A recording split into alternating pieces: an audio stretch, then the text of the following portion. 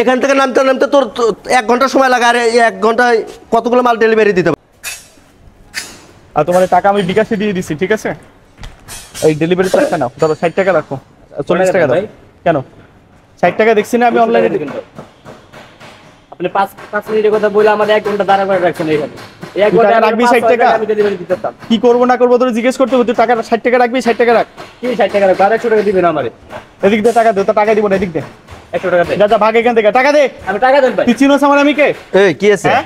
এই ভাই কি সমস্যা কি? আপনার সমস্যা কি? আমার সমস্যা কি? টাকা দে। 5 মিনিটের কথা বলে ভাই 1 ঘন্টা দাঁড়া করে রাখছেন, আবার 60 টাকা দেন। তামসাটা তো দেখতেছি, আমি এখানে কাজ করতেছি, এই 1 ঘন্টা হলে এখানে দাঁড়িয়ে রয়েছে, আর তোর এখানে থেকে নামতে তো 1 ঘন্টা বয়ে রাখা লাগে। আরে আপনার সমস্যা কি? হ্যাঁ আপনার সমস্যা, আমার সমস্যা কি মানে? এখান থেকে নামতে নামতে তোর 1 ঘন্টা সময় লাগে, আর এই 1 ঘন্টায় কতগুলো মাল ডেলিভারি দিতে পারতে হয়?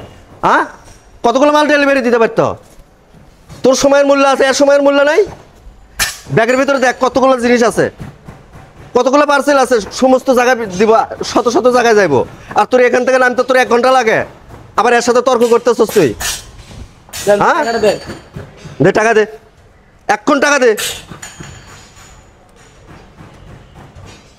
জমিদারি ভাব দেখাও না? এই দোতলার থেকে নামতে তোমার 1 ঘন্টা সময় লাগে, আর এই অসময়ের মূল্য নেই। থ্যাংক ইউ ভাই।